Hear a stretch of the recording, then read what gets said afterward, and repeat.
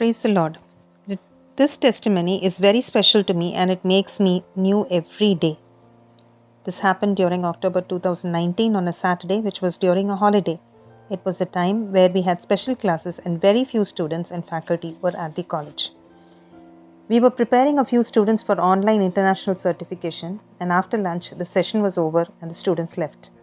The trainer and me planned to leave the college together, and so we did. Where we heard from our colleagues there were heavy rains at a place nearby, and they were making fun saying that those rains would surely migrate towards our place. We ignored those conversations and progressed towards the entrance gate with our laptops, where I had all my research work saved. I ignored their conversation just because it was too hot and it wasn't even cloudy. I crossed the gate and a droplet of water fell on my face.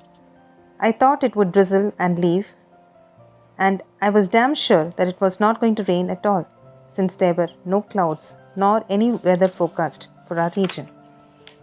The trainer who came along with me said we should open an umbrella, and I said by the time I opened my umbrella, it would stop raining. But the moment I opened my umbrella, the rains became very heavy, accompanied by high winds. I couldn't move a step forward or use my umbrella against the rain. There I heard the verse, I will say of the Lord, He is my refuge and my fortress, my God in whom I trust. Psalm 91, 1 and 2. I just lifted my head towards the Lord and praised Him. There was a closed cab to which I could cling. I forgot about the trainer with whom I came along. It was raining very hard and ice droplets started falling on me, which created a lot of irritation. I couldn't cling on too long since there were high winds, and towards my right there was a river flooded by them. I kept on praising the Lord, and all of a sudden a hand appeared for help, allowing me to get into the cab. I entered into the cab when I saw my colleague, and I thanked the Lord. There was a driver and a girl inside the cab and said they accidentally left the cab there. The winds didn't stop as I closed the door and started getting worse.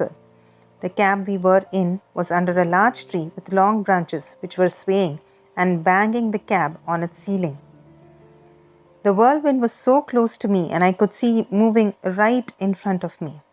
The cab was wobbling now and then, and we were under the complete control of the loving Lord.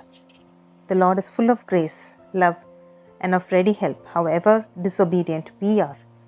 He gave us only this verse of Psalm 23, The Lord is my shepherd, I shall not want.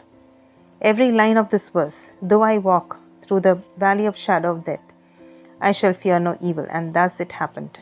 I faced no harm, but after half an hour, when we came out of the cab, I could see the iron rods and the electrical lines bent so deep. When I realized the intensity of the storm was so high that I wouldn't have survived without the Lord. Praise the Lord, for He is always with us. During the storm, I was wondering whether I would be thrown into the river or I will just fly away into some empty land due to the heavy wind. I never knew whether I would reach home safely or not. I was so confused. I was so scared for the first time of whether I would be lost away from my family. And I started thinking that I have not done anything to my daughter. I have not rolled out my responsibilities towards her at all. I was so worried and I was so scared. And I started asking God of what is going to be next. I started praying to God that I need His presence at that moment, nothing else. I started asking God the real meaning of His verse. I started asking God to support me with His verse. I claimed His verse and He made it true. He kept me so safe and sent me safe home. I thank the Lord for all what He's done in my life and what He's going to do in my life in future too.